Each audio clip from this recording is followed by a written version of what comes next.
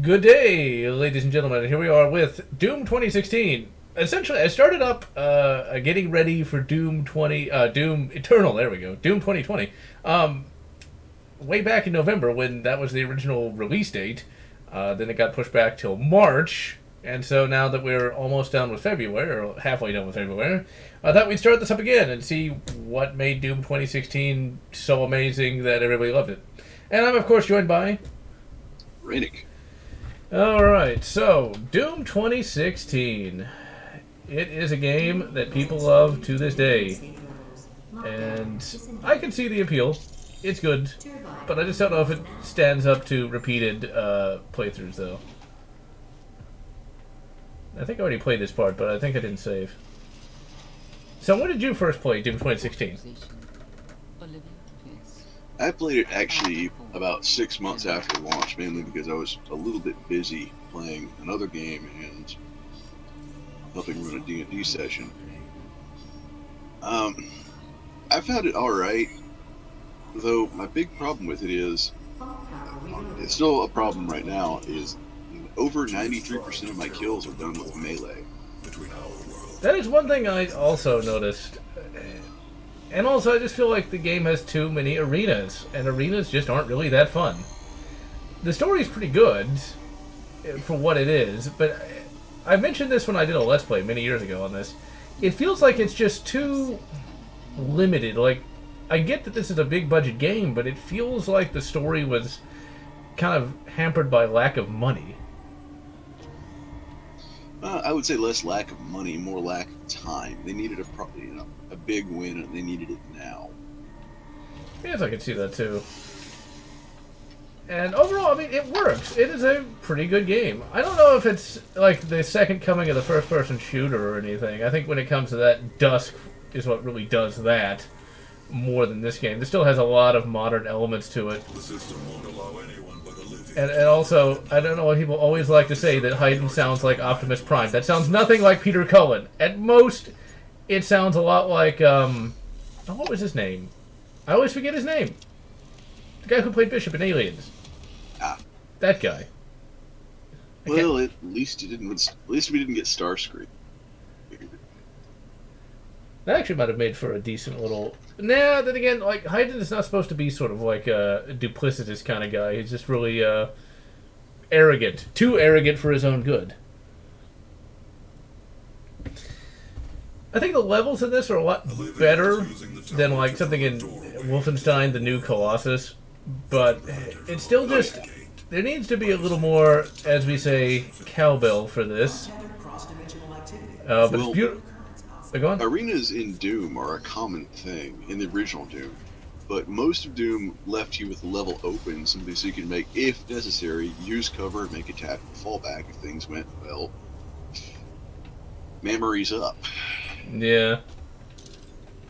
But see, the thing is, though, the arenas in the original Doom didn't have the issue of you're stuck in them until you kill an arbitrary amount of enemies. That I think that was more like the Plutonia experiment and TNT Final Evolution. The less said about Plutonia, the better. I hated that thing. I don't know why people love that to this day. They made an unofficial sequel to that. Why? Mainly because quite a few of us like really, really hard maps. That's about it. See, though, that right there is an interesting discussion. Like, is it fun because it's hard, or is it fun because it's well designed?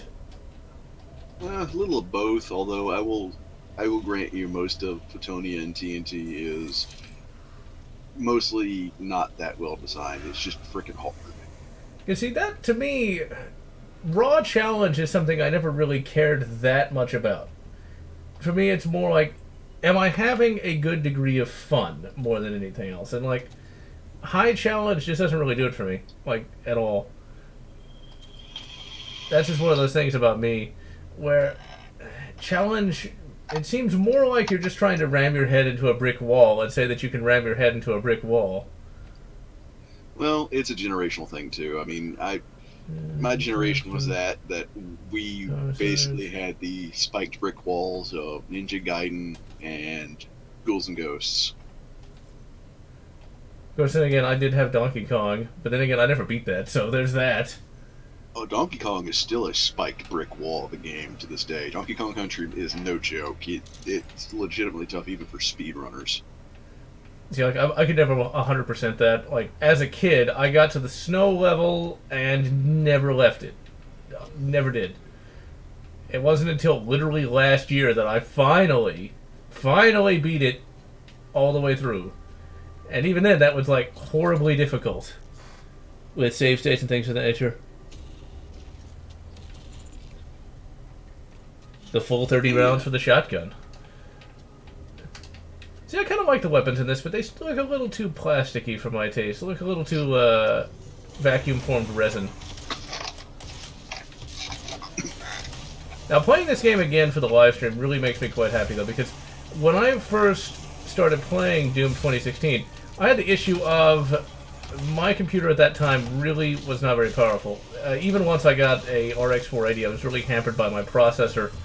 Now, you know, I can run this maxed out at 60 FPS. That's just glorious. It really is. I mean, especially after having, you know, a computer that could barely run it. That's one of the great aspects of PC gaming. Like, you can get a game like this, and, like, you're just happy to be able to play it, and then, you know, a few years later, once the prices come down, you can finally play it full of graphics and actually enjoy it for that, too. It's kind of like Crysis.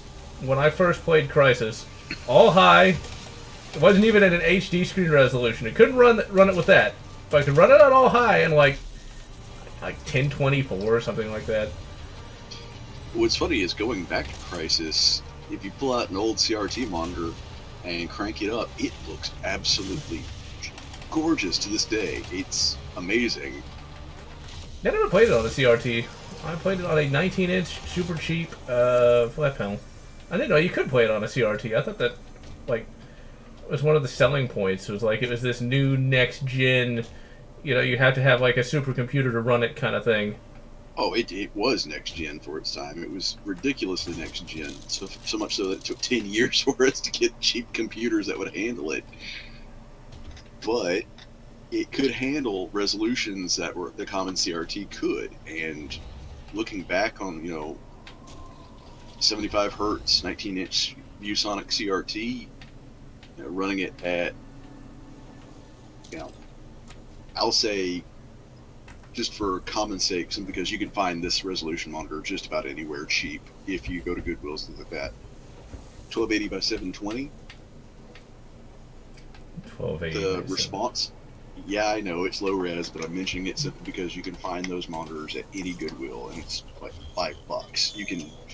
It's worth it for that, simply because you can experience what the joys of what a CRT gave you. You get a super smooth experience, which it just flows. The black levels look right. You know, there's no lag whatsoever. You know, I don't remember CRTs being that good, though. I had a CRT. For 5 years, I had a CRT. I don't remember it like quite that positively. Yeah, it's because here's the thing. LCDs kind of spoiled us for a lot of things in terms of real estate and actual resolution. Unless you were lucky enough to get, you know, a 1920 and higher resolution CRT, in which case, congratulations, you were doing all right back then. I don't remember what resolution my old CRT was. I'm pretty sure it was not very good because it was a cheap Dell monitor, but one of the funny things about that monitor was it could not display HD at all. In fact, if I tried to actually run an HD file of any sort, like if you just download like a video clip or something, the entire computer would crash. Yeah, it's because you're basically handling an unknown signal to an incompatible device. Now, like I said, the lowest I've seen is Crysis run at 720p. Did it have like 640 by 480 though? I imagine it did, but I'll have to go back and check. I'm kind of curious. It's like 640 by 480, all low. Looks like something from 1997. Well, actually, it couldn't look that bad, but still. Actually, probably look like something out of the Dreamcast. Color would go out every 15 to 20 minutes, and I had to punch or kick it to snap it back. Percussive maintenance. You gotta love it. Yeah, that's the downside to aging CRTs. You got to find a good one. I will still vouch for them because, like I say, I don't go paying eBay prices. They're going to try to screw you at every last possible angle. But Because eBay. yeah, They go for health. scalpers and scammers. eBay's not all bad, but yeah, they definitely... Especially in terms of game prices. I'll never forget the Sega Nomad. Oh, how I wanted one of those for so many years, and I had no money for one. I had no real... Well, good news is that might be coming back. See, like, that's just one of those things where I kind of want it just for my collection. Just to have it, because it's not really that... Well, it was never really that good. It was just... I am really amused by the concept of cramming a not a Dreamcast, but a Sega Genesis into a handheld that takes the original cartridges. There's just something about that I like. Well, right now they've got screen modification for it, which is actually really nice. And here very soon, Retrobit might actually get the licensing rights to bring out their prototype. Yeah, that If might they be do, something that's interesting. great. Ah, that does remind me, ladies and gentlemen. Let me take off my headphones here. Speaking of repros, I was finally able to get, and it took like 3 months, dun dun dun dun, my repro card of Shadows of the Empire. It's all purple. I have absolutely no need for this since I have my original, but I like having this in my gaming collection because, well, Shadows of the Empire. And of like these repro games, it's the only good one. It's like, why would you get Star Wars NES? Or the only one of these I would have liked to have had in addition to this is Episode 1 Racer, but I did not acquire such a thing. I didn't even know that was out. I'm PO'd that I missed out on getting the repro of Iron Storm because that was actually a really good NES game, and I've liked seeing a truer Japanese to American translation. I imagine like you could get a repro card made though. When I went to, You can, but you're not going to get the same files. Well, like there's people who will actually. Well, I'm pretty sure you already know, but there are people who will flash ROM files to an actual card, and I intend to do that at some point with Dragon Quest. Get the SNES version I flashed to an plan on actual doing card. it for SimCity for NES. I can't believe that the NES could actually handle such a thing. It actually handles it pretty well. I got the multi-cart running to my old toaster NES, and it plays pretty nice. You need to remove It's just that's like completely nutty that a system like that can run something like that. This is the scene that everyone talked about when this game came out, and after you do this, that's pretty much it. Doom Guy doesn't really emote after this. That's why I swear a lot of these reviewers, and I'm guilty of it too. I'm not going to be hypocritical and not mention that I'm not guilty of doing that sometimes.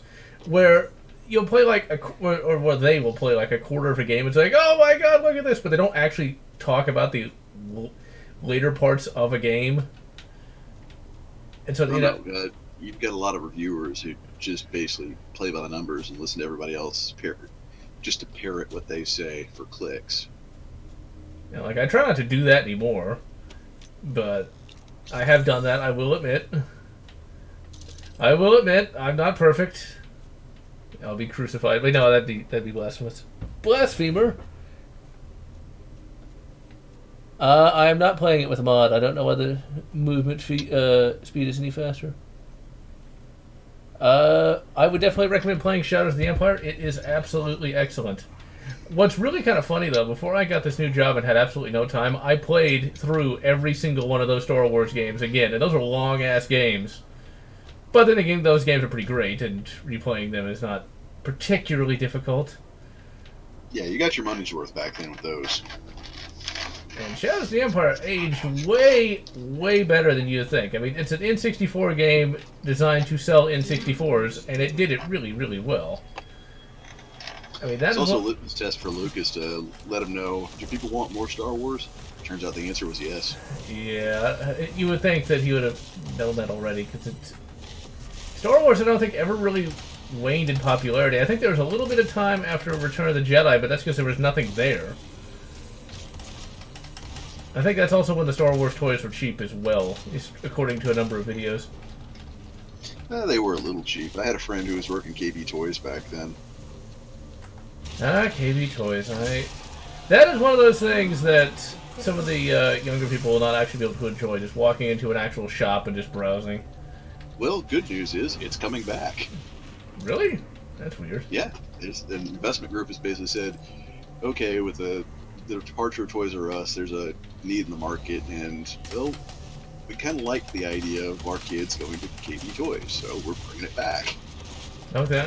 The only big problem is Hasbro sort of cornered the market on, like, everything now, and a lot of it's crap. Yes and no. They've cornered a lot on action figures and licenses, but that being said, you've got essentially a big entry in the market right now in terms of vendors. You're going to see in the next few Christmases quite a bit of a boom time for the industry. See, that's the thing. Collecting toys is something I quite enjoy. There's not a lot of room for that anymore, but I remember, like, one of the weirdest things I found at KB Toys was many years ago, probably before some of you watching were even born. The Independence Day toy line. That was a interesting beast. Oh yeah. Because, like, Micro Machines were still pretty popular. You could literally get a micro New York City that you could destroy with one of the city ships. And one thing that was also weird... Go on. That and Primal Rage toys. Oh, Primal Rage. I mean, that's one of those things where you wouldn't really see that these days, that's for sure. I mean, people were complaining about Mortal Kombat, and that in Primal Rage you could eat people. Primal Rage was a really weird game, though. It was definitely a 90s thing. A claymation fighting game based, very Ray Harryhausen. So, yeah. Like, there's all kind of cultists and stuff like that. The hell energy is And yes, Doom Eternal. I hope it's as good as it looks. Play and trade. Warning. Energy contamination detected. I don't know if you're going to be killing any angels in Doom Eternal. It doesn't look like it. It honestly, once again, looks kind of like Spawn. You're on a mission from God to go stop the Great Satan. Although it's one of those things where you have to wonder, though, when you've got like all these omnipotent beings, why don't they actually do something when there's a clear and present danger to their overall dominance of the universe? Why do they need like Spawn to come save the day?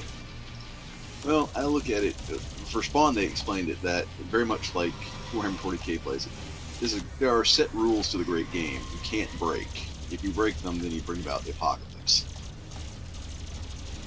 And we'll see what it's like for Doom, or maybe they just don't care. It's kind of like the Asgardians in the Marvel Cinematic Universe, where they just see humanity. That's kind of funny when you think about it. In the Marvel Cinematic Universe, they see humanity as like not altogether that important, and yet canonically in that universe, they helped humanity fight off the Frost Giants. It's like that doesn't make a lot of sense. It's like, did they forget? Or what's worse is they might be like, well, since humanity has damaged the environment, they're not worthy. It's like, that's one of those... Well, it depends. Old Marvel was, humanity's important, but we have to let them, fight for themselves. They have to live up to their birthright. Yeah, New Marvel, I can't tell you that. It's probably just going to be used for political spiel. I'm pretty sure it is, or at least there's sort of an implication. Because you got Odin saying that humans are basically like goats. So it's like, wait a minute, why did you help humanity then, if you think that way? Unless, of course, they're complaining about how we lost our roots with nature or some crap like that, which is totally a Hollywood piece of crap thing, because it's like... Which is hilarious, because as a hunter and conservationist, yeah, I've yet to see any Hollywood types really do anything for the environment other than moan and complain. Unrelated to that, I want to really praise my new computer. Whenever with my old computer I shot like a barrel, the game would lag for like a couple of seconds. Yeah, it had to calculate the physics. That was kind of tough for a computer. That affects 6300 wasn't that bad of a processor, but it definitely had a lot of shortcomings. It's easy to see why that almost killed AMD. On my statement about celebrity, I will take it back for one person, maybe two. Gordon Ramsay. He gets it. He's a conservationist and a hunter. I'll give him that. Really? I never would have guessed. I would have just figured he'd been against all that, but... Oh no, he's actually a very skilled hunter. Huh. Well, that makes his show even scarier. You undercook a steak, he might be coming for you next. I'm off Tarkin, favorite Star Wars villain. He was a pretty good villain. Emperor... I have no idea who Emperor Satoan? I don't even know. Satine. Oh. Nick Satan. It's Satine. Never even heard of him. And ho, Foxel. Oh yeah, that reminds me, sort of Kenshiro versus a Xenomorph. That is something I'd like to just see artwork of that. It would be cool, but I hope he gets good distance before, the final explosion. Otherwise, that could hurt a little. Yeah, just a little. I assume his kung fu magic would work on a Xenomorph. It's like, I would love to find the original English dub of that show. I can't find it anywhere. Because I remember watching some episodes on YouTube, and they were even cheesier than the Japanese. Oh yeah, it was... You remember, it's the 1980s, and... Well, okay, let me rephrase that. There's technically two dubs. There's the commercial dub, which is 1990s, which was pretty cheesy. That's probably the one you saw on YouTube. And then there was the Orion dub. The Orion dub never officially got released. Good lord, you can clearly see why if you find it. Oh, that was bad. Is it like one of those that Hong Kong dub of some of those Transformer shows that never actually made it to the West? Was it something like that? Ugh. Or worse? Worse. Let's just say dubbing... Streamline Pictures didn't dub so much as they clubbed things to death. Oh dear. If stopping our energy production is what you want, then you need only to destroy this level. Okay, Hayden. Once again, you have access to space. Build solar power satellites. They work. We will be back at square one. I mean, that's got to be a lot better than hell juice. Just saying.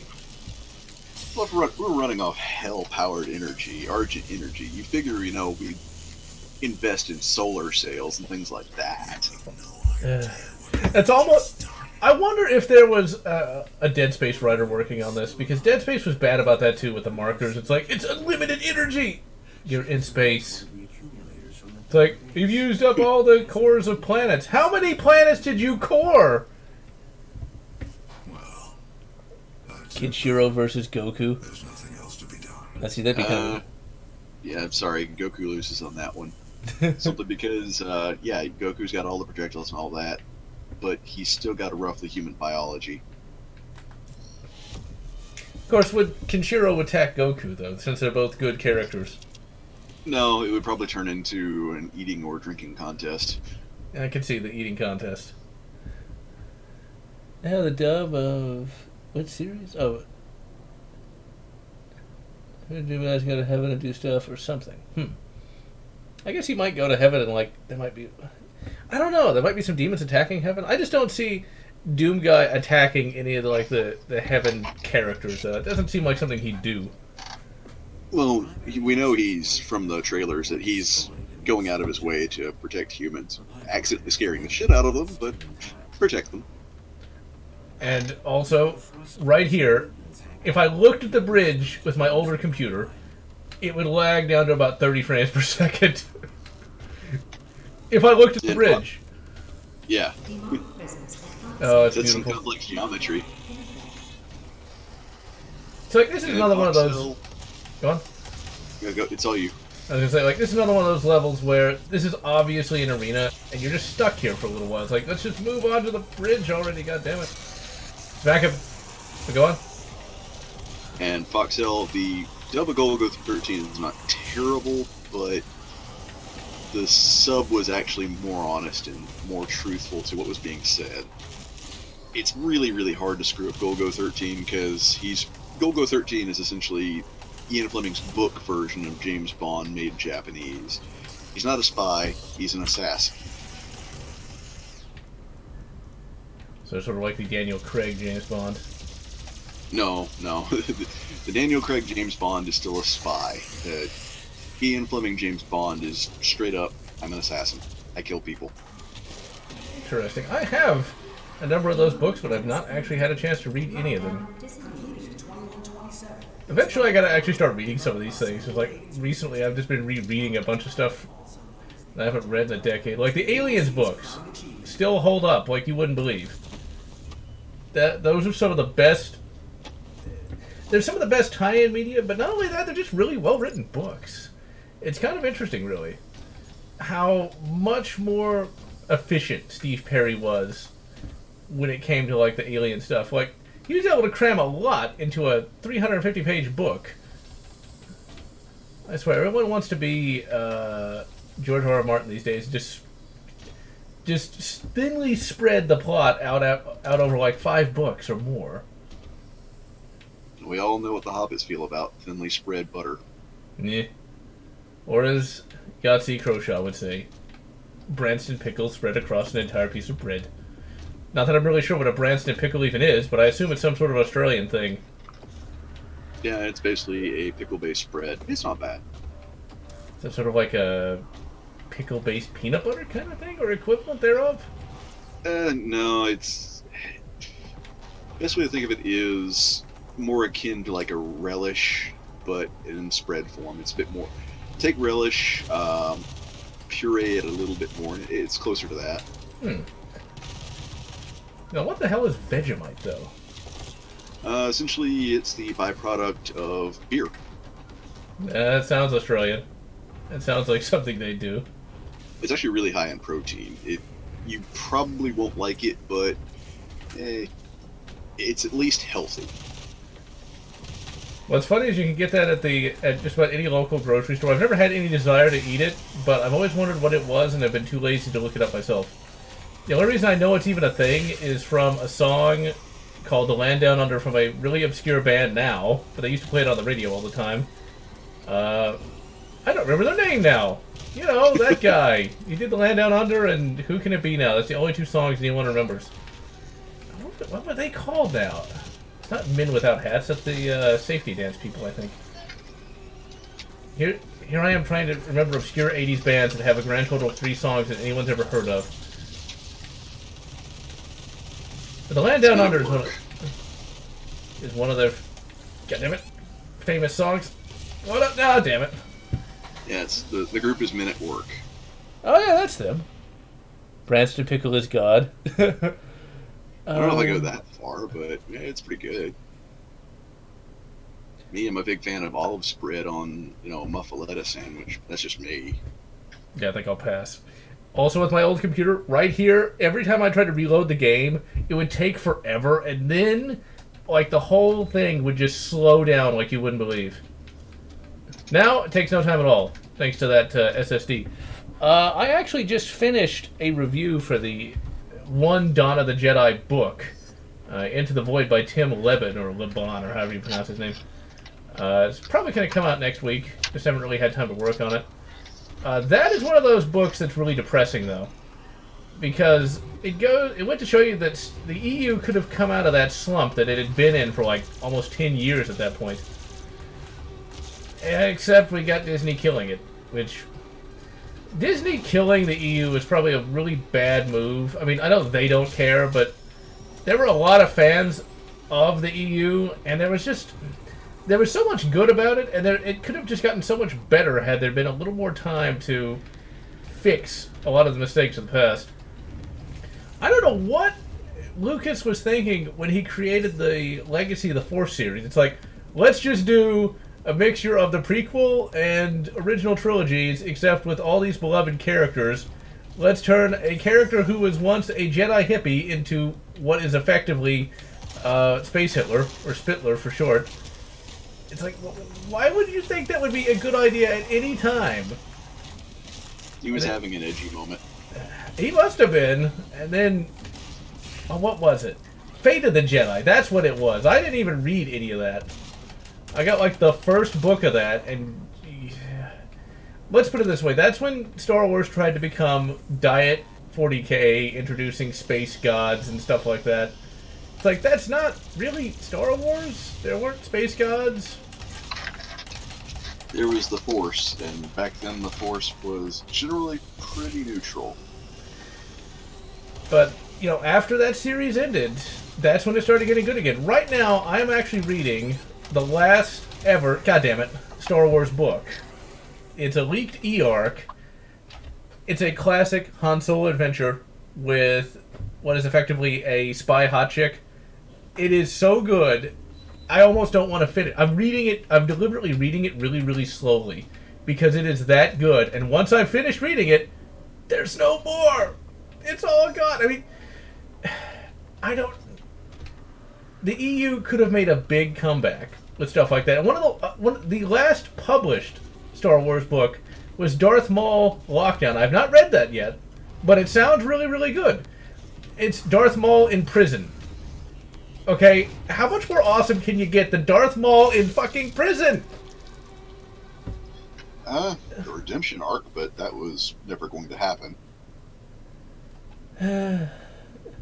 Keep eating, that would make you as big as George R. R. Martin. What? Oh, toasted crumpets. Never even heard of it. And Jedi Prince. Oh, God. I should actually reread that and do videos on them, but that means I'd have to reread it. And I really don't want to reread those books. I have them. I read them as a kid, and even then they seemed really, really stupid. I mean, like, I bid you dark greetings. Who talks like that? No, why would you talk like that? It's almost as bad as the Ultimate Warrior with jacking a track and getting folked. Although I should I'm gonna try not to go into Ultimate Warrior mode now. Well, you just gotta always remember, load the spaceship with the rocket fuel. What a Hogan. It's the Wills. That was one of those other. That was a weird Lucas thing with like some sort of microscopic. And like sometimes Lucas can have some really bad ideas, and that was one of them. And the original treatment of Star Wars wasn't that great either. I've read it, and I've also read the comic based on it. Not that great. Although it had potential if written by somebody that wasn't Lucas. See, when it comes to Lucas, I'm of two minds. Either he's great or he's bad. He's bad when there's no one to tell... He, as you're about to say, he needs somebody to tell him no. He's a good ideas man, but sometimes he's gotta just be brought back down to earth, so to speak, because it's like, and then one of the big problems with the original treatment of Star Wars is the fact that there's a scene in there where there's like the Prince of Alderaan. Basically, it's two kids that are the Prince and Princess of some planet whose name I don't remember, and instead of like getting them through Imperial customs, they freeze them in carbonite. The heroes do, so they don't make too much noise. That's irresponsible babysitting 101. Harsh? Like the Princess Leia equivalent gets punched in the face by the Luke equivalent. It's like, why? Why, Lucas? Why would you do this? And thankfully, he wasn't allowed to do that because that would have been bad. But it's little things like that where the fact that Star Wars is as good as it is because it was really a group project, and once he got just a little bit more control, but even then, as bad as Lucas got, he never got nearly as bad as Disney. There's always that to remember. But I personally would like to have seen a Darth Maul in prison film. That'd actually be pretty neat. Because Darth Maul can be a pretty cool character, given proper writing. Okay, right there. That scene you just saw, old computer, it would pause as it was zooming in for like a couple of seconds. She'll try to use it to open a portal manually into hell. That is a lot of books, Alex Starr.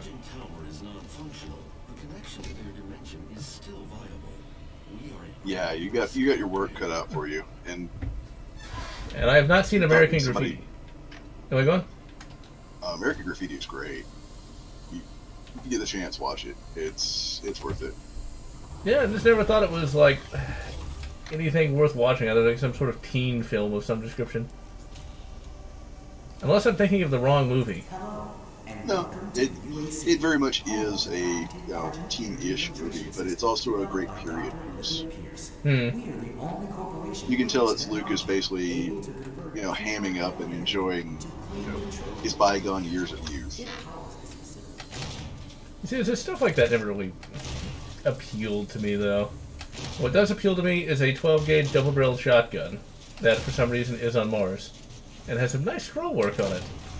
And evidently, if you upgrade it, it can shoot 4 shells out of 2 chambers. Somehow. We're just going to assume Argent Energy allows you to do such things. And it's back up. Let's do Sex Machina. Yeah, I'm not gonna judge. I'm pretty sure 40K does pretty much the same thing when it comes to some of these magical No, weapons. they just go with a larger gauge shotgun shell. You know, that makes me think of something like a Space Marine with a shotgun. Would that shotgun basically be the equivalent of one of those shotgun shells out of one of those grenade launchers? Actually, yes, because believe it or not, Space Marine Scouts, which are essentially either initiates or full-blood Space Marines, depending on Legion, or should I say, depending on the chapter these days, actually do use shotguns. One thing I do remember is they did have a shotgun in that one 40K FPS that was actually halfway decent. You could get it off of one of the Imperial Armsmans. That game is another one I should actually do a stream on, because Fire Warrior isn't... Fire Warrior was weird. It's not horrible, though. That's the interesting thing. It could have been really shitty, but it's perfectly playable for what it is. I don't think it should have been about Fire Warriors. I mean, why not, Imperial Guardsmen? Something that people would actually want to play. Well, remember, the tower's still somewhat new. Yeah. They did give us Case as a character, who was actually, as Tau go, not a bad character. Yeah, he was basically Tau Doom guy, more or less. He liked to do the old ripping and tearing, even though that's not really what his culture would be. And he also kind of, I don't know if he worshipped... No, he doesn't do the rip and tear. He does the shooting, for the most part. The rip and tear option was something they added to the video game. Really didn't suit him. Also, at one point he goes nuts and starts shouting blood for the blood god. I don't think he'd have enough psychic resonance to actually do such a thing, though. But it's still so... It's not a matter of psychic resonance in that case. It's a matter of warping influence. And why Korn picked him, of all people? Because he thought it was funny? I don't know. Tau generally aren't exactly physically as fit as humans. Yeah, it's like, how strong would a Tau be? About as strong as a 16-year-old male, at best. Oh, crap. Give me my fucking rocket launcher!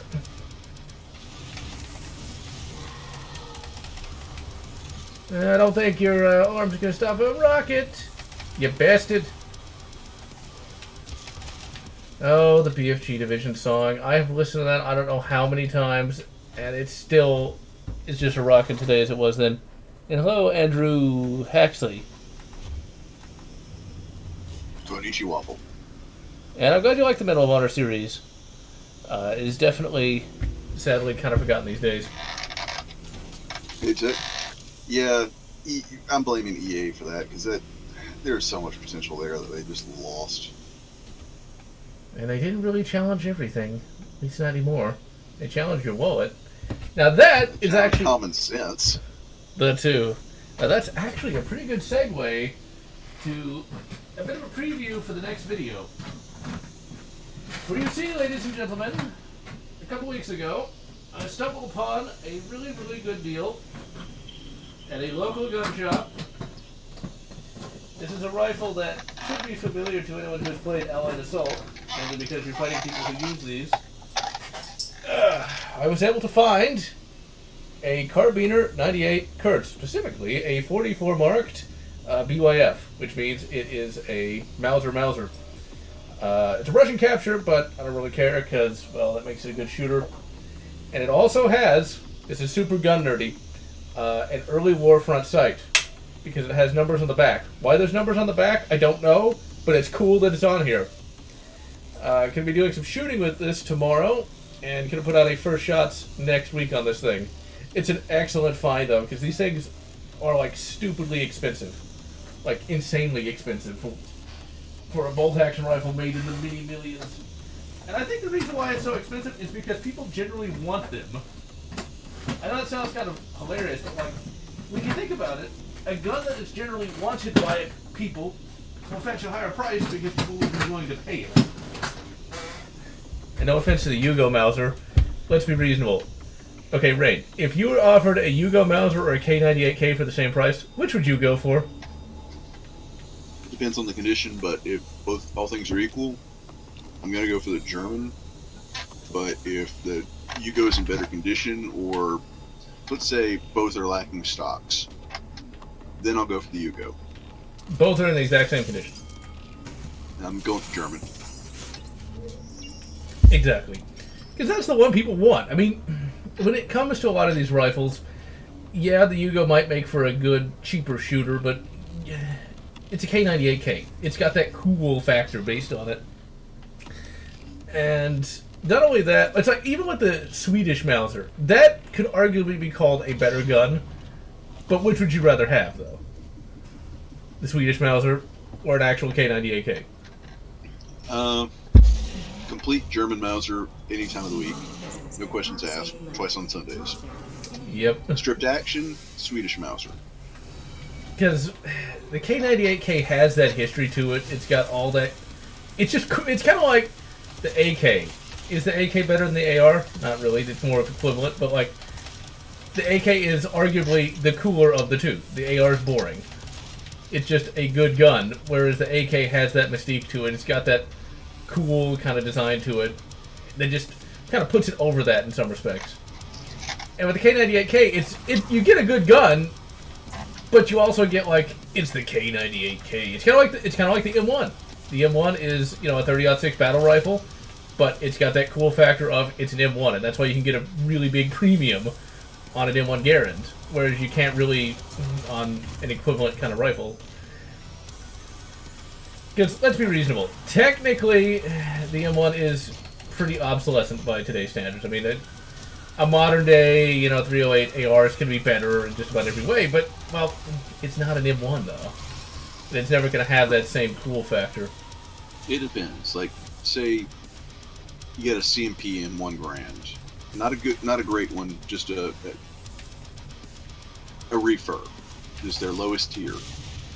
You get that working, you got yourself actually one of the best iron-sighted deer hunting guns you're ever going to ask for. Well, if ever I go on a deer hunt, I'll have to put that to the test. Although, actually, what would you consider just a basic refurb, though? Would it be like, would that be a field grade or a service grade? Well, that's just barely below service grade, as in it's a fixer-upper. Okay, so that means I'm already there with that service grade. That's why if you're going to get an M1 Garand, yeah, consider just shelling out $100 more and just getting a service grade. That way there's less to worry about. Because it's already expensive, so you might as well go hard or go home in that extent. Let's see, Medal of Honor. Kurtz is the regular rifle. The Gewehr 98 was really long. I think it was about as long as a M9130. Might have been slightly shorter. It's over 4.5 feet. It's big. So, yeah. The Kurtz is more of a short rifle than anything else. I think it's got like a 28-inch barrel. No, it can't be 28. I think it's more like 22, something like that. It's pretty handy, though. Especially when compared to the Mosin, or even the number 4. It's like, that number 4 is... The reason for it being so long is the standard Gewehr 98 is mainly because, remember, this is a different era. This is before we had fast-burning powders. You know, I did see a video on that, and that makes a lot of sense. So for all the complaints about the Mosin barrel being 48.5 feet long, you know, since it's a powder thing, it's like, well, no wonder they did that. I think I've seen some arguments where it's like, it's so that the bayonet sticks out further so people can do the stabby stabs, which I assume that might have had something to do with it, but the powder thing makes way more sense. It makes a nice pole arm when you attach the bayonet, but that's not the original purpose. It's basically to get the round up to speed. Because remember, we're coming off a generation that's just past black powder. We had just figured out, okay, we have the metallic cartridge, we have the primer. We just got off of, the first advents of smokeless powder. We're just now getting there. So it takes quite a bit of barrel and to get a slow propellant to get a full burn and not produce this monstrous flash which would give away your position and get that bullet up to speed. We also have the doctrinal idea of, a rifleman, especially here in the U.S., the whole good to 1,000 yards was really the USMC doctrine. So, and we were not the only ones to adopt that. Germany was really, really big about their idea of marksmanship. Shooting 1,000 yards iron-sighted. That sounds painful. I mean... It is painful. You do that in group fire. You don't do that for on a single target. Well, see, that makes more sense, but, I can barely see 100 yards. Now, one thing about that... 200 yards, unless the target is silhouetting themselves on the side of a hill or have the sun at their back, you're not going to be able to see it. So... Those early sights, though, 2,000 meters, that's just insane. It's volley fire. Given the squad size, if you were lucky enough to, be on a hill and catch a squad moving through a valley, yeah, you could do that. It wouldn't be easy, but you could do that. It would be just volley fire into, old school, pre-World War I, line them up and just launch nothing but lead and curtains. With the way World War I went, I don't think there was ever even a battle where they were able to do something like that. There really wasn't. The infantrymen basically had to contend with artillery, because artillery and gas were vastly different than any other war. Now, see, I wonder, let's say Hiram Maxim never even existed. And the machine gun took, say, just 20 years more to be invented. Could volley fire have actually been viable? It would have been more viable. It still wouldn't class as viable because you still have the advent of mustard gas and you still have the advent of artillery. Artillery came a long way between, all the wars previous to World War I. It still wasn't great. I mean, you still have to do hand calculations and, you're doing long-form math because we didn't have anything remotely approaching calculators. We didn't have until the end of World War II. Which I always find kind of interesting is, the very concept of a $2 calculator or even a $1 calculator would have been, the fever dream of a madman. It's here's a machine that can calculate addition, subtraction, multiplication, and all sorts of things. Well, Babbage's difference engine was. Let's put it this way: at the start of World War I, the cost of Babbage's difference engine, which is essentially just a big Curta mechanical calculator, would have absolutely broke Germany cost-wise. Which is kind of nutty in and of itself. The computer. Half the time I want to smash it with a hammer, and the other half I'm glad I have it. Oh crap, I should have gone over there. I tell you, life is drastically different from someone who grew up in an era where computers were very, very expensive to now computers are commonplace. You've got a supercomputer in your pocket. Here's something kind of crazy, though. In my lifetime, and I'm a little bit younger than Rain is, we went from luggables that were basically just word processors to a smartphone. And a luggable, literally, that's what it was. It was like the size of a luggage, and it weighed something like 50 pounds. It was ridiculous. The first portable Commodore 64 weighed close to 50 pounds. It was right around 35, I want to say. Yeah, it was vastly different what we have now. And like, I can't even imagine, like, this Ryzen here was probably more powerful than like all the computers in history up until, well, the early 2000s.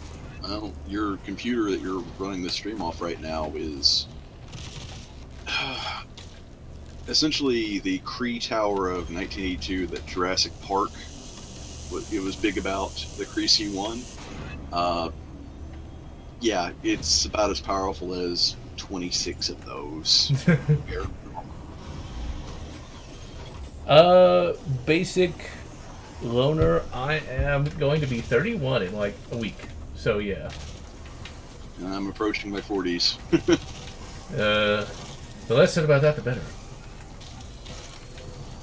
Yeah, I'll be fine so long as I, don't rapidly gain more gray hair. Well, yeah, that would be bad. Just don't watch the news. Just I don't. lucked out. My dad went with gray hair at, salt and pepper gray hair at 17. Oh god, that's almost as bad as Patrick Stewart being bald at like age 20. Oh, there's no baldness on my dad's side, but by the time I was born, his hair was white. Wow, that's where it. Damn it! I thought I had a beauty. I don't remember what the chainsaw control is on the controller. Okay, that's not it. Oh yeah, really highly complex objectives. Aha! You got stuck in a wall, asshole.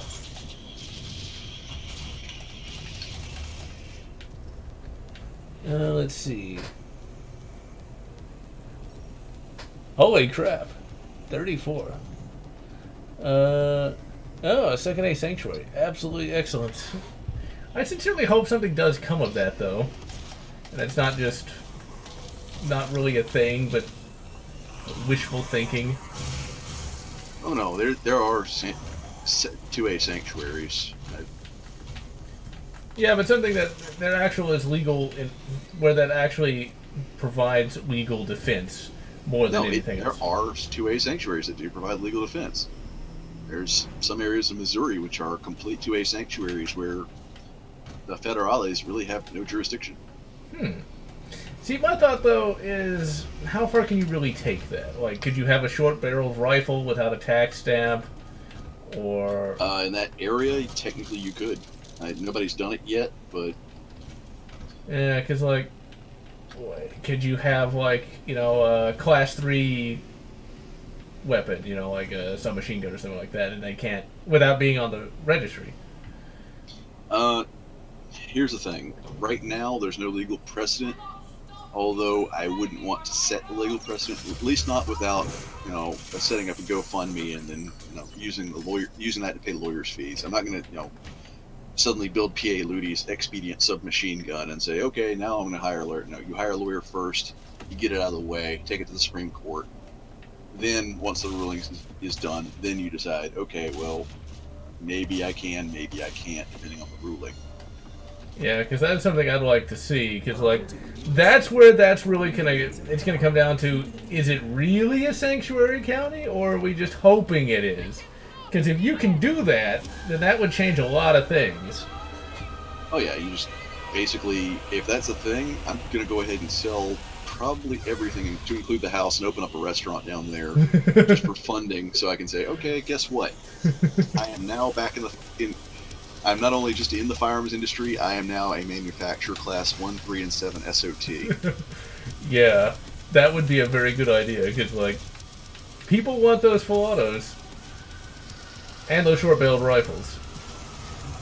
Well, it's not even that. It's the fact that, okay, if it is genuinely a sanctuary for that area, that's going to be a big influence as in terms of business. It's going to draw tourism, and it's going to draw law enforcement from around the nations, because they have now a sanctuary test bed where they can just go to any range, try out any firearm they like, and congratulations, you're not paying these ridiculous fees to get armors out there. You're just basically sending your armor out, to do a T&E.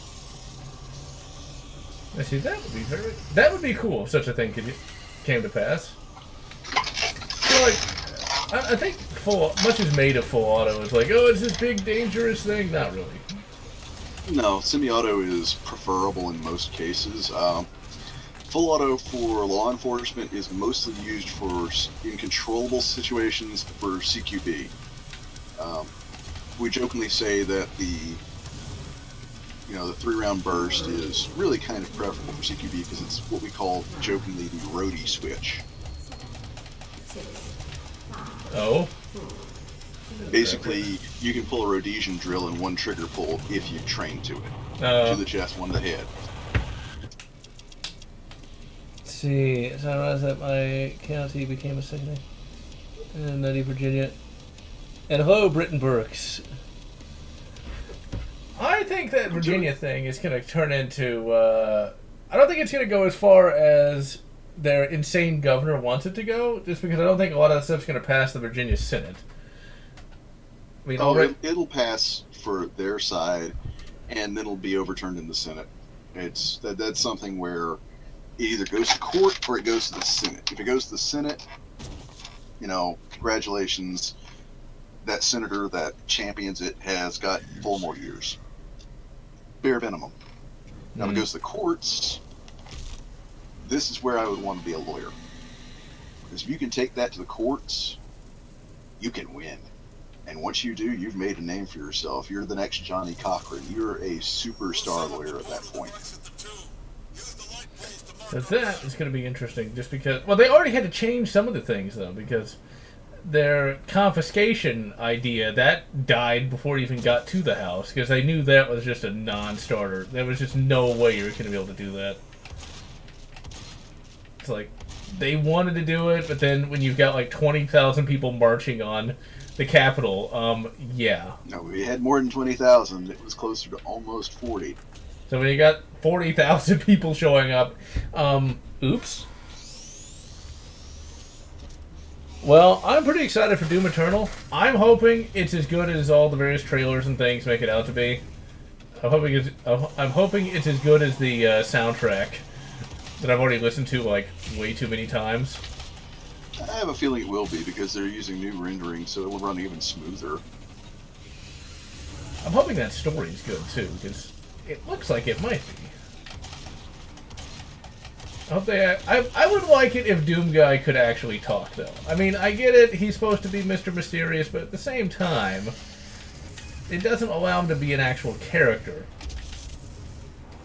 And I like the idea of Doom Guy as the character versus just he rips, he tears, and that's it.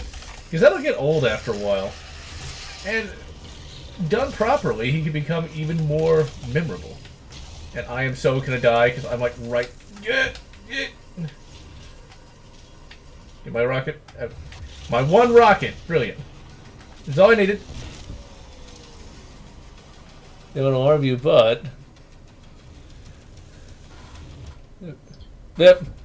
I know that meme. I absolutely love that meme, actually. I downloaded that video, no less. As for non-crap Fallout, Outer Worlds. I'd actually like to see... Oh, no. As in, where would you put a non-crap Fallout game? Oh, okay. For me, Mars. It's no longer Fallout at that point. It's now, the Outer Worlds. Well, no. Think about it. It's like they've left Earth because it's too destroyed, but you still have kind of the same, like culture and background and stuff like that. Or, okay, barring that, just set it like in the southern U.S., Texas, or if that's just too triggering for people, how about... Actually, you know what you could do? I got it. You could actually mix both Fallout and Skyrim. Fallout Manitoba, there you go. I was going to say Montana, but okay. Although we don't know what the Canadians are doing either, so... there's only one issue with that. Far Cry 5 already did that, I think. I think there's a DLC that was set after a nuclear apocalypse in Montana. Yeah, but it's really bad. Oh, I have not played New Dawn, nor do I think I'm going to get around to it anytime soon. Stick with Far Cry 5. The follow-up is just not good. Yeah. Well, that is Ubisoft for you. Ubisoft, the only problem I really have with Ubisoft, as far as I know, is their constant microtransaction crap. Which is always an aggravation. Yeah, they started that a long time ago with Ass Creed. Although I like Ass Creed 1 through 3, and those shadows are going nuts over there. It was okay as game series go. I never really got into it. It wasn't my thing. Well, it's very generic, don't get me wrong, but I happen to like... It's that I'm a stealth and tactical game fan, and there's so few actual stealth games and so few actual tactical games that you just don't get it. It's not aimed at you, as you just don't get it. I'm saying is, we do not get those games. No. And as we can see, there still are a few glitches in Doom 2016. There's still a couple. Should have patched that, id. That should not still be falling to the floor. We'll see if Doom Eternal has... You know, I never actually got that glitch until now. I'm just going to blame the chat, because when in doubt, blame chat. I still think the hell in this game is just a little too generic. It's a little too yellow. I'm not really sure where they got the idea that hello was... that hello... That yellow... That... Yeah, God, I can't say it. The yellow hell. Yellow. The clean burning hell, I'll tell you what. And hello, my licorice. guess is it's due to a lot of sulfur. Yeah, but I still like the, you know, Todd McFarlane kind of hell in Doom 3. Assuming I'm thinking of the right McFarlane. Yeah, you are. Yeah, it's a Spawn guy. Spawn dude. As for Ninja Scroll game, yeah, that's never going to happen, sadly. That's an era that's passed. Ninja Scroll. I actually sat through that not too long ago. It reminded me a bit of Fist of the North Star in a way, except Jubei was a lot more personable than Kenshiro was. Oregon or Washington? Oregon would be kind of interesting. Another good location for a non-suck Fallout would be Alaska, because that was a war zone. Be interesting to see, you know. And yeah, I know Anchorage DLC. It was not bad, but Alaska's freaking huge. You know, I'll be honest, I did not play the Anchorage DLC because I didn't really care. I did play the Mothership Zeta DLC, and I even got a mod for that where you could actually control the Mothership Zeta. The mod was pretty good. You could actually create a teleporter in that mod, which lets you teleport around the wasteland a little more, I won't say realistically, but a little more in terms of immersion, versus just, you know, teleporting via the game mechanics. And there's also here's the thing. Fallout's a very weird thing when it comes to canon, because we know the Star Trek's A Mirror Darkly episode is canon, as is Doctor Who in the Fallout universe. Old Doctor Who, not the new stuff. Not Figment 2? Nope. Well, hopefully that'll be decanonized for all the Doctor Who fans out there. I wish, but I have a feeling it's going to die. That's what's going to be killing Doctor Who.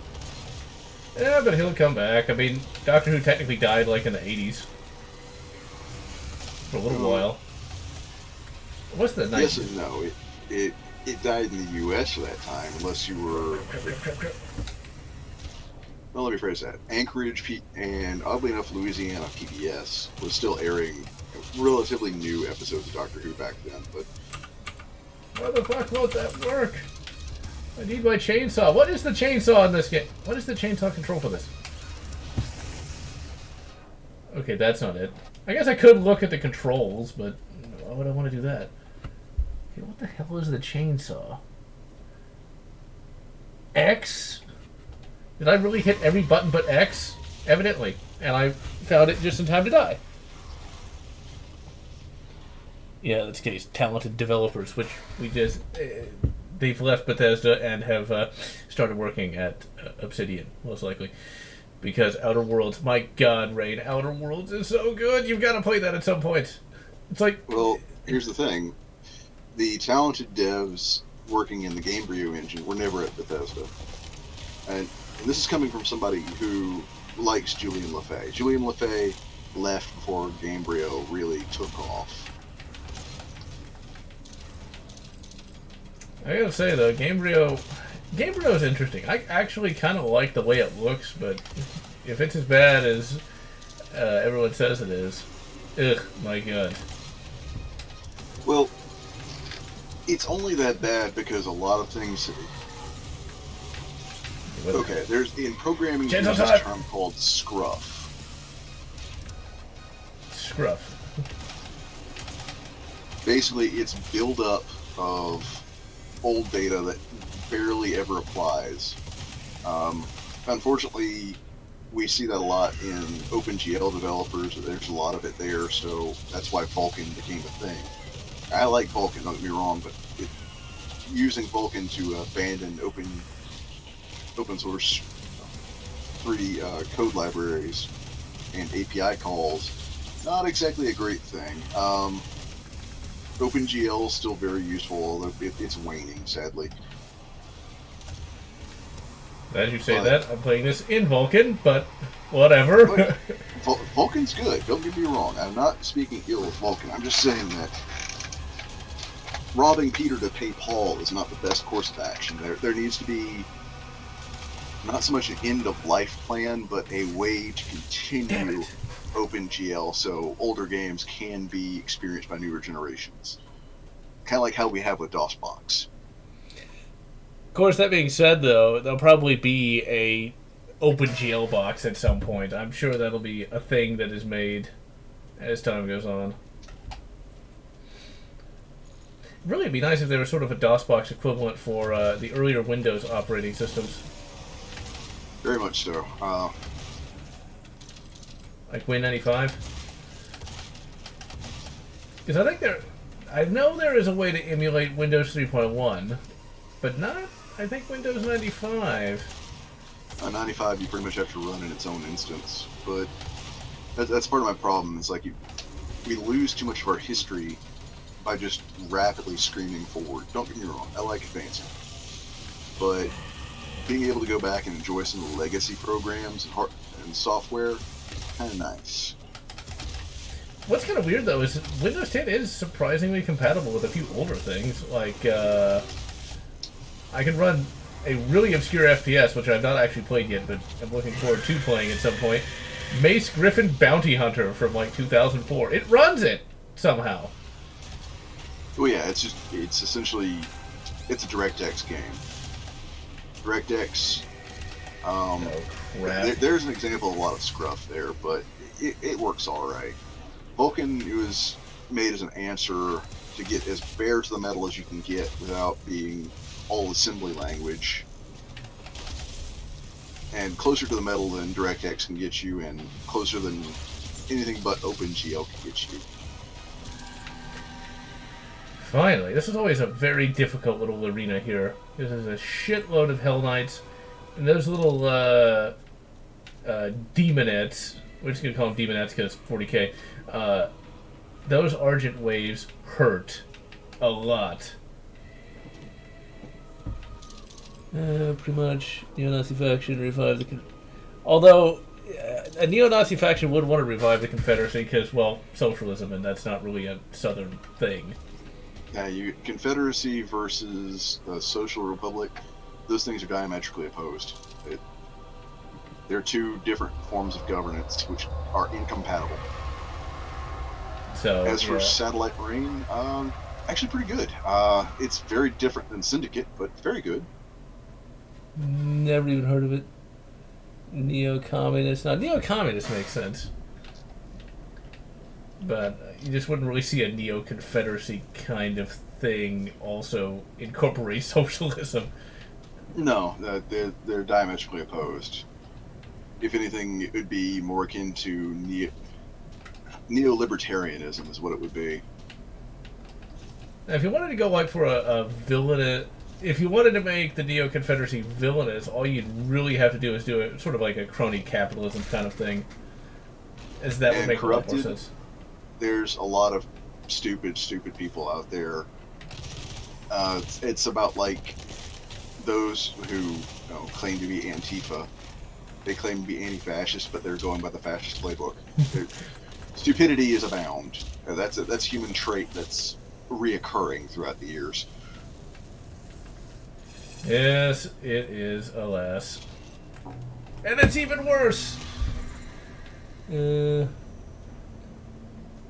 I've never even heard of Satellite Rain.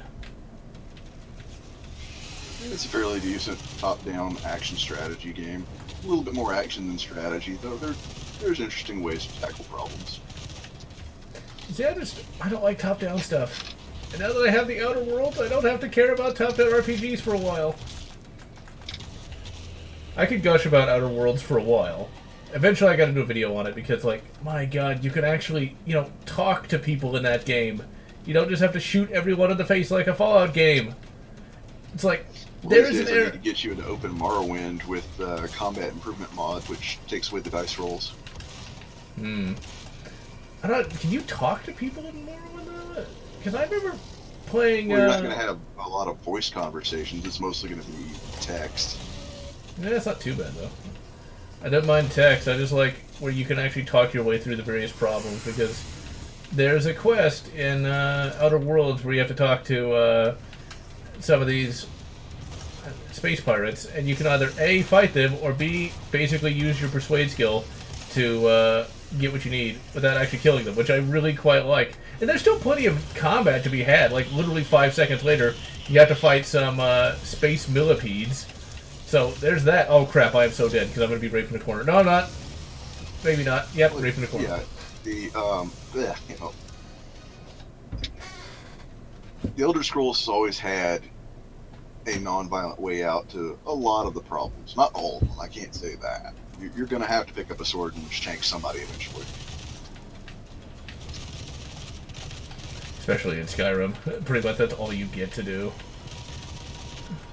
Now, one thing I also dislike about Skyrim, and Oblivion did the same thing, is like, you can either be absolutely good or absolutely evil, which I find really boring. One of the things I liked about all of the BioWare, well, the good BioWare RPGs, let's say, was that you could basically make your own character. You don't have to say, yes, we will save all the people and make sure there is freedom and justice in the world. Rather, you that's a creation, really, of Todd Howard and Emil Pagliarano. Both of them really have the, we'll integrate something new if we can take away two other things, or, they don't make RPGs. They make exploration games with light RPG elements. The Julian Lefay based games generally allow you to play your own character. You don't have to be absolutely good. You don't have to be absolutely evil. You can be somewhere in between, or you can be the most mustache-twirling, tying woman to train tracks, evil, snidely, whiplash individual you want to be, or the most totally do-right person you want to be. And see, I like the ability to choose. I like there to be a choice between being good or bad, because that means being good actually is a thing that you have to choose, versus just it being default. Crap, give me something that actually hurts them. Yeah, I'm looking forward to Atom RPG Techstorm. I really need to consider that. And I've heard nothing of this as well.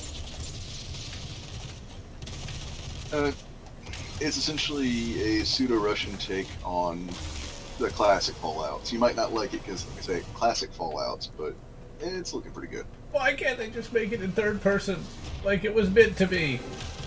I don't care if that's historically inaccurate.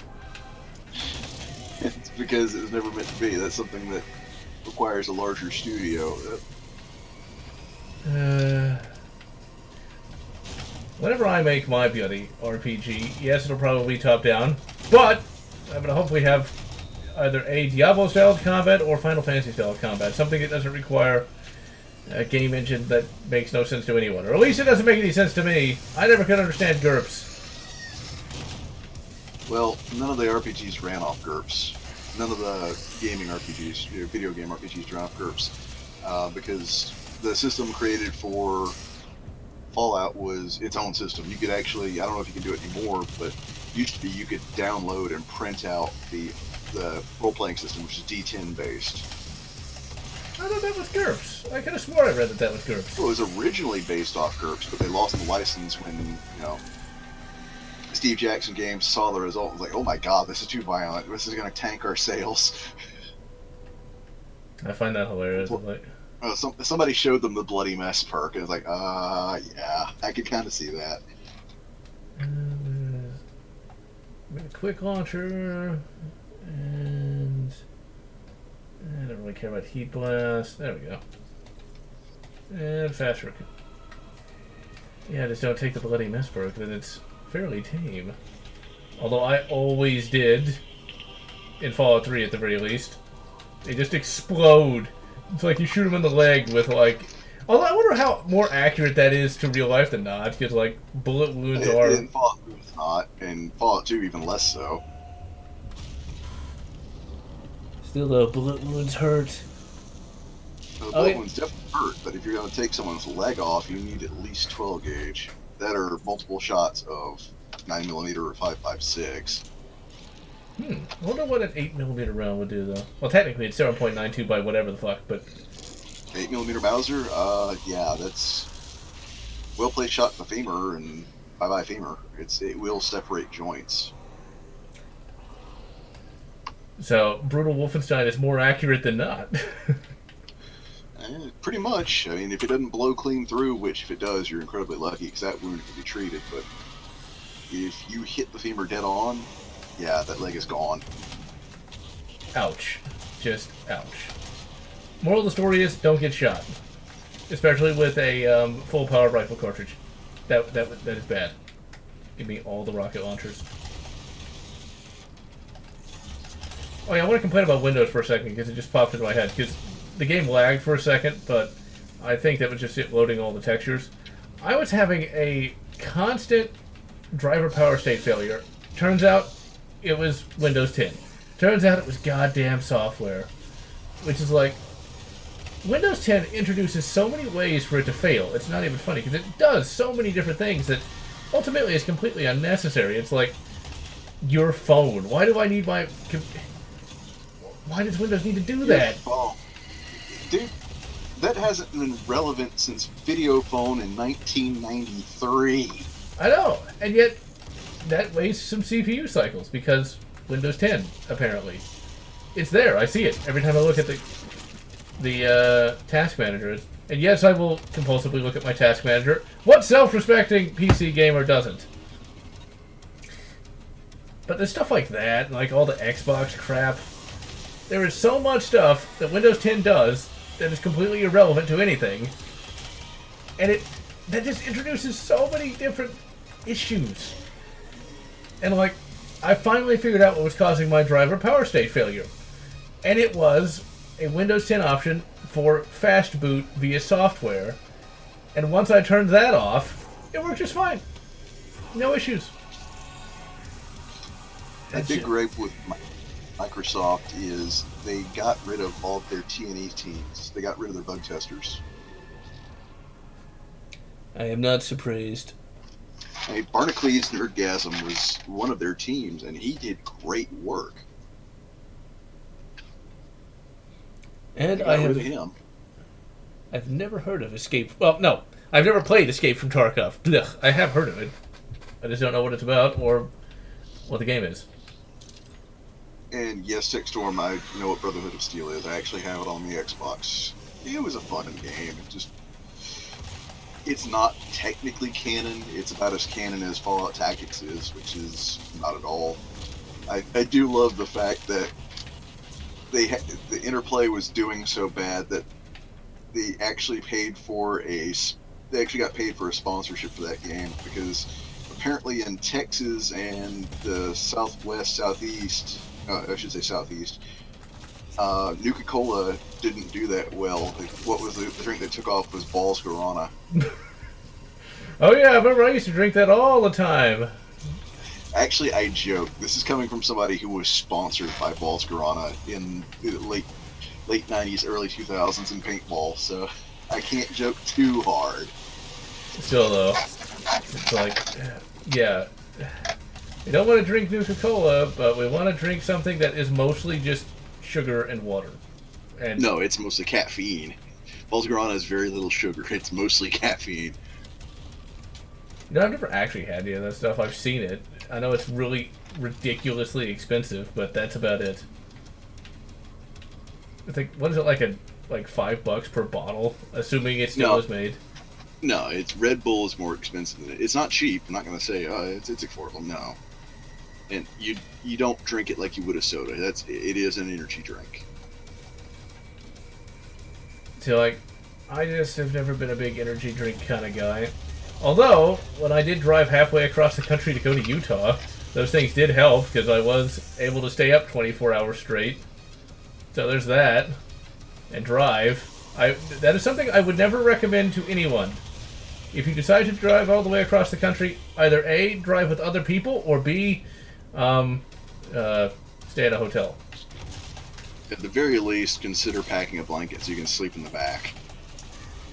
See, like, for me, my thought was, like, I don't want to get a hotel. That'll cost money, and I don't want to spend any money. So I'll just keep driving and driving and driving and driving. That's not fun, especially when you're driving through the desert and there are no lights at all, and you're trying to stay awake.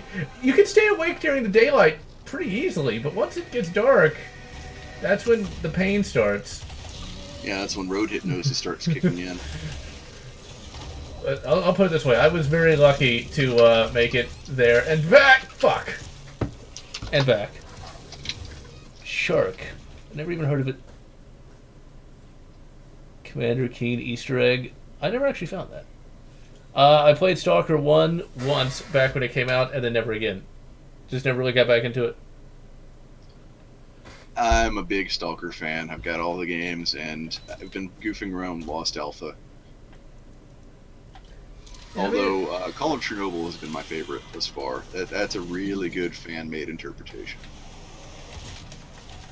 Yeah, see, that was not something that I really liked. It's too simmy for me. See, I like a game that's very complex, but ultimately when it reaches sim level, I just lose interest. Insufficient fuel. Been eating too much Taco Bell. I'll be absolutely honest. I'm a simmer. You're talking to somebody who enjoys sim racing and Euro Truck Simulator. And spent a lot of time in Microsoft Flight Sim. And Prepare 3D and all sorts of things like that. Yeah, I'm a sucker for that if it's done right. Well, I mean, it definitely allows you to have very good gaming shops, but for me, it's just... It gets to the point where, am I really having fun, or does this feel like a chore? That being said, I can replay a boss multiple times in Dark Souls and, well, get pissed off but keep trying, so there's that, but that's about my only gaming shop that I have. See, I'm kind of bummed about my VR headset dying because I was actually really enjoying catching up on podcasts and doing long-haul trucking in Euro Truck Simulator. It's like, I can't stand... Well, I don't dislike driving, but I don't think I'd want to do it when I got home, though. Well, it's different than driving a car. It's kind of hard to explain. No! Because it's somewhere between driving and wrestling. Oh? Big vehicle, and you have to know your gears. It's a lot different than driving automatic or even driving a manual 6-speed. You've got 12 gears plus your Jake brake. You got to feel it out. Yeah, that still sounds just kind of boring. What can I say? My overall attention span, while not low, it's just, yeah. Give me that, and just driving in general. Like, trucks, okay, it makes some sense, but I know I would get bored fast with such a thing. As we know, my patience level is not high at times. Give me that. Well, there's racing sims as well, which are pretty good. I would like to see another dedicated Le Mans 24 hours racing sim, but, that's a little bit crazy for anyone because I can't expect most people to literally drive for 24 hours in a race. Yeah, that would probably be bad. Because I've driven 24 hours. It's not fun. Now, with that in mind, though, I just got a thought as I was playing this. A VR B-17 Flying Fortress Simulator. Now, that might be something that could get somewhat popular. That actually make for a very good, like, con game, so to speak. Like, something you'd, like, open up at a con. Each person takes a crew member's position and has to get to a target and then back. Obviously, the time would have to be compressed, because you wouldn't want to be playing for 8 hours. Well, no, you just basically do what they do for a lot of games, is you basically wormhole it until you get to roughly about 200 miles before your destination. Because 200 miles in the B-17 is not that far. I think that might be kind of neat. I mean, it'd definitely be different from, like, the bridge simulators, which I assume are somewhat popular. No, not again! God damn it! And yeah, Lost Alpha is too big. If there was a way to, let's say, make the Lottas and other, assorted vehicles usable earlier on and actually give them a little bit more weight gravity-wise, then it would be a lot more valid of a game. Which is where I need my ability to quick save. Okay, cut them up. I'm going to assume ammo is the issue more than anything else. Because, damn. Not that that gave me much. One of my problem with chain guns in games is they never seem particularly powerful, whereas in real life they actually are, well, a true BFG in some respects. Oh yeah, the minigun that we currently have, the Dylan Arrow, 7.62 NATO, that's pretty powerful. Don't fall, don't fall! Although, honestly, I really want to try the remade GE microgun. I want to go to Battlefield Vegas just to give that a go. I never actually have even shot anything full auto at this point. Although that will change. Although I'll probably end up going to that Drive Tanks place in Texas. They've got a crap ton of those. I think if I was going to shoot something full auto, it would have to be either an MG42 or an STG44. Just stick with the German stuff. The MG42 actually, or the MG3, depending on which version you get. Very, very fast, but surprisingly smooth. I am not surprised. There is something to be said about German engineering. Let's see. If I had a full auto I could own, it would probably be an HK21 because, well, same concept as the MG42, just mated to a G3. Really? Did I blow my... God damn it. Fucking blew myself up. Brilliant. Now, somewhat related to machine guns. The pulse rifle. Doing my Aliens reread, evidently it either A, has a red dot on it, or B, you don't have to close one eye when shooting it, because I just finished Earthhive again today, and they're mentioning that, and in one of the passages they were saying that, and Billy didn't close her eye. Billy kept both eyes open when firing and was able to hit a target at 200 yards, or 200 meters. No, unless it's a red dot. No, you actually can do it with iron sights, it's just really not easy. It's something you have to train to. Now, that being said, the actual pulse rifle model, we actually have a sight which would fit in that carry handle just about perfect and would act very similar to a red dot. Huh. And take two batteries. It's called the Seal sight. Generic sounding name, but it's actually quite nice. It's a tritium and fiber optic sight that basically takes a small reticule and magnifies it just a little, and you can keep both eyes open while using it. It's kind of a pseudo iron sight replacement. Very durable. Now that, I wonder if they use that in the future of Aliens. I'd imagine so, because, well, it's cost effective, it's simple, very easy to produce. Unless something better came out, I would have put that on a rifle that's meant for general infantry use. Well, so I don't think Steve Perry got it wrong then in that regard. it's kind of interesting how that future really hasn't aged as badly as you might think. For a novel that came out in 1992, a lot of that stuff still kind of holds true today. I mean, I know back then it was like, they had their individual data pads, oh my god! But, well, that's pretty much what people would use in the future. I think one of the... Yeah, we've replaced it with smartphones. Yeah, Other there's than still that, it's tablets, very, though. very close. There are. But they're really kind of neck and neck with the smartphone, especially some of the larger ones. Well, the tablet's advantage is slightly larger battery capacity and slightly higher resolution, so there's always that.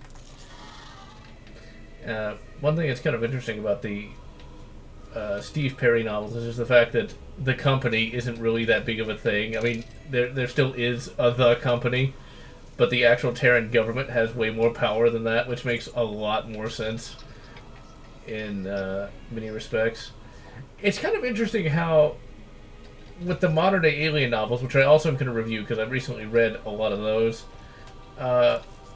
it's just Weyland Yutani. They don't actually go on and explain anything else. I think that's one of the things that Steve Perry really did right, is he actually created an entire expanded universe, just to instead of just rehashing the same old crap that we'd already seen multiple times by that point. It just seems like And so many... Storm, Huh?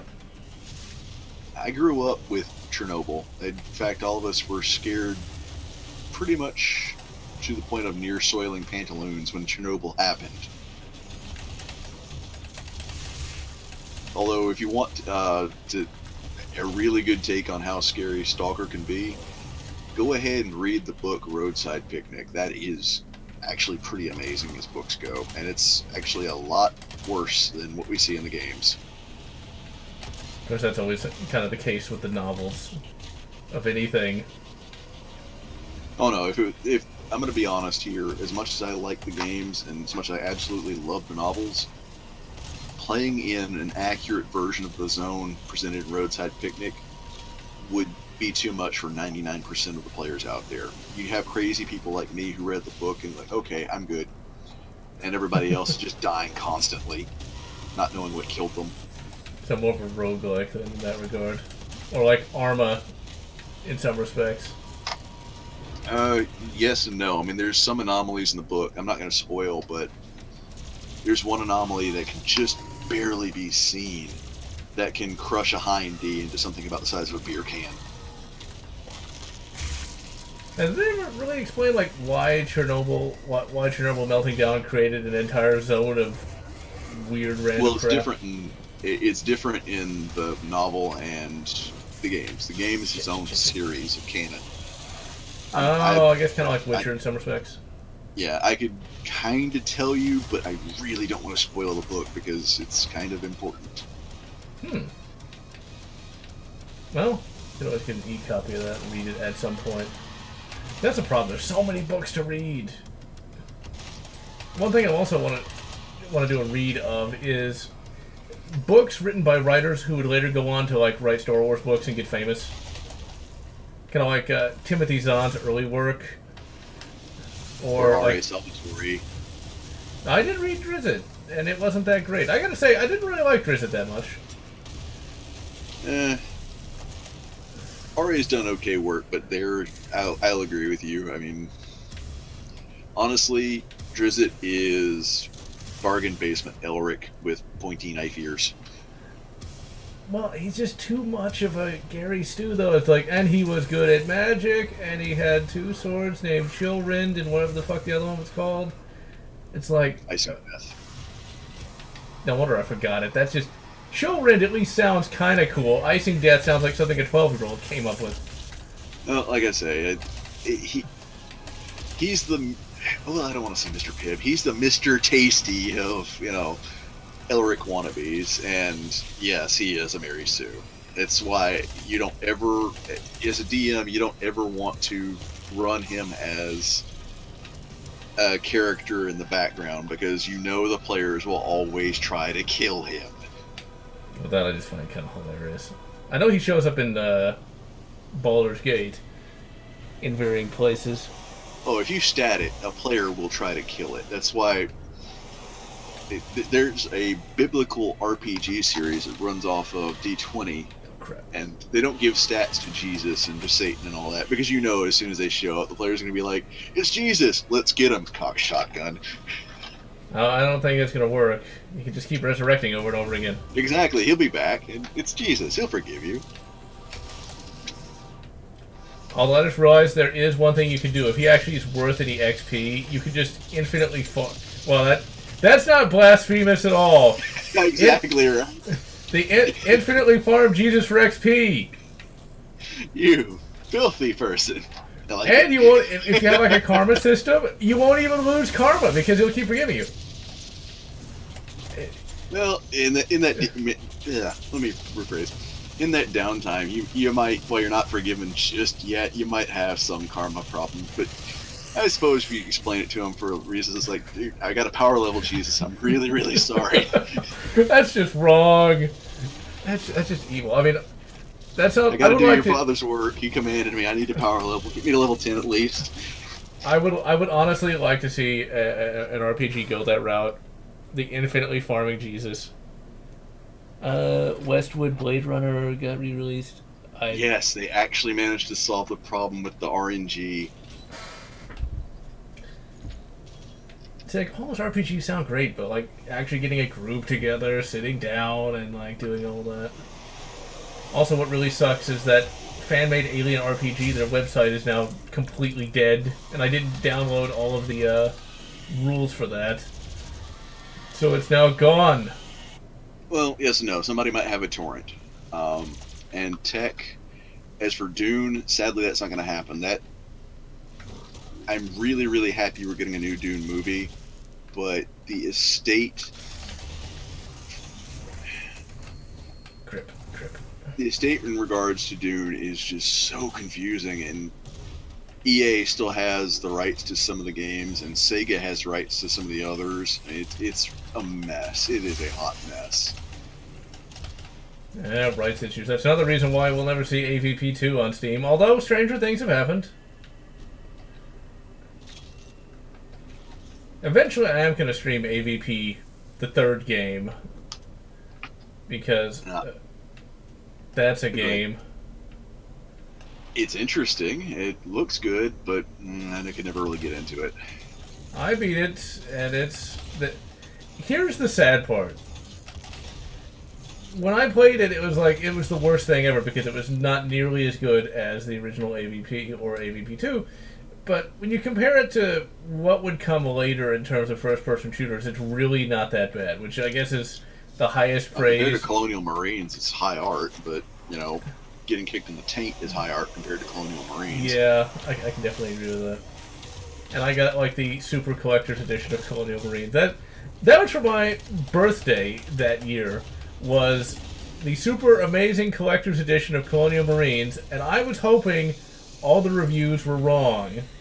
They weren't, and well... here I thought AVP 3 was bad, when in fact, it's still bad, but it's not that bad. They based it too much on those shitty Paul W.S. Anderson films. Or film. Yeah. And tech, AVP2 is right now in the rights hell. Rebellion essentially would have to talk to Disney about getting that released, and No One Lives Forever, right now nobody knows who has the rights to it. Literally, it is a Mexican standoff of we don't know who has what, and if somebody releases it, well, then that now starts off a time bomb, which is everybody starting legal battles for who gets the money. That's why it's always good to keep circulating the legal everything. Circulating tapes. This is not going to work right because of the audio issues. No, they fixed that. Okay. Earlier iterations of Doom here did not actually have...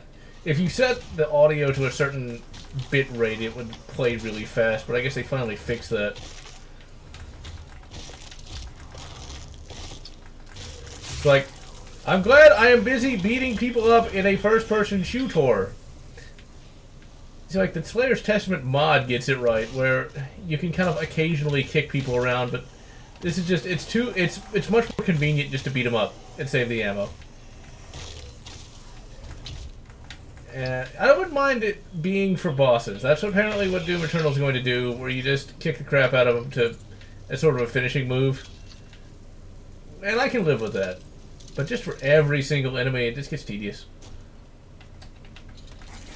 And tech, no, not really. For licensing rights, it is a coincidence, but for terms of what was available at the time, it was a Lithtech engine. Lithtech was actually still pretty darn good for its age. Yeah, if you look at Fear, that game still looks amazing, despite it being, what, almost, not 20 years old, but it's getting up there. Yeah, it's well over 12. That's just wrong. It's just evil. Doomslayer versus Kenshiro. Oh, he's got that armor on. Satan versus Kenshiro. There we go. Or the Cyber Demon.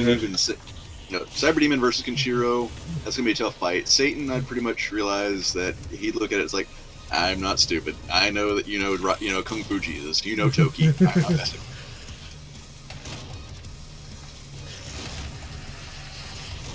Oh crap. I think I realized what the biggest problem with Hell in this game is. It's not creepy enough because it's mainly just rocks. It's just rock. It could be a canyon anywhere. It could be the Vasquez rocks, and it's like it's just rock. The Hell in Doom 3 was a lot of that nasty organic architecture, which organic architecture in any game just looks creepy because, well, you got like flesh pulsating on the walls and shit like that. Whereas this, it's a rock. That's not really scary. That's what kills me about the game Agony. It's like you had such a great chance to make just a brutal game, but you nerfed it up. It's like, give me Agony's Hell and Doom, and we're golden. That'd be kind of interesting. Wall Chinas. Give me the... this'll do. No, this won't do. Give me that. Wall Chinas, the game. Wasn't that Agony game a walking simulator? Pretty much. It's not worth the purchase. God damn it. I like how he just flings that. Like 2 games and you just aim it. Yeah, the Lithtech engine was used on a lot of games. Like, it survived a long time. Although I wonder what is like the most popular game engine today other than Unreal. Or did they finally corner the market on that? I think they might have. No, Unreal is still very, very popular because it has a lot of plugins, but really, this is going to sound weird, the Unity engine is still super, super popular. Yeah, I was thinking that might be like the second most popular of them all, because... Now, if we're going by of all time, then we're going to have to go to the base core engine, in which case we're going with, congratulations, Quake 2. Yeah, Quake 2 survived a while. But it's still surviving. I thought it was Quake 3, though. For the netcode. Well, it's not just the netcode. The base engine... Quake 2 and Quake 3, the big difference between id Tech 2 and id Tech 3 is not just the netcode and, of course, the graphics libraries. It's the calls of the system. The API calls that really started in Quake 2 and continued on in Quake 3, or id Tech 3, I should say, are still being used this day. I mean, Call of Duty every year. Every year, another Call of Duty, each one worse than the last. Although COD 3... They're pretty popular. I think it's just the multiplayer. I mean, I remember when I did that, but even then, moving on from COD to Modern Warfare 2 to Modern Warfare 3 seemed like a big waste of money, and it kind of was. That was something you played because everyone else had Xbox and you wanted to play with them. Yeah, it's... After the Modern Warfare series kind of picked up sticks and finished, it was done. As Tech, the only way I know you might be able to... I'm going to have to look at it a lot harder than anything else, but for right now, I would look on the GOG.com forums. They might have something there, and you might be able to get it to run with OpenGL wrapper. It's just one of those things. That That's why I advocate for software preservations, because we can't let history go. What good? Having problem recognizing disk ISOs, yeah, you might just you might need to download a different version of it or go on eBay to find the original discs. No, that's not going to be cheap though. Actually, it's not that expensive. It was a pretty common game. And stab him! I think I just went into a rock. Alright, I think we're getting close to the end of this level. Because my hand is getting tired. Yep, there we go. Get your ass back to Mars. So we're going to assume poor Flynn Taggart has been stuck in a box for 20 years. Eventually I'll do a stream on Fear. Fear is a franchise that could have gone in some different places. They just stuck with Alma way too long in the events of like one day for the entire series, and because like, do you remember the box art for Fear 1? Which one, the collector's edition or the standard edition? I think it was a standard edition, where they were kind of like trying to come up with this franchise where like each game you'd go fight some sort of paranormal thing. Yeah, that's really the route they should have taken, but the problem is that that game suffered from rights hell too, because you had the first game, which was very solid.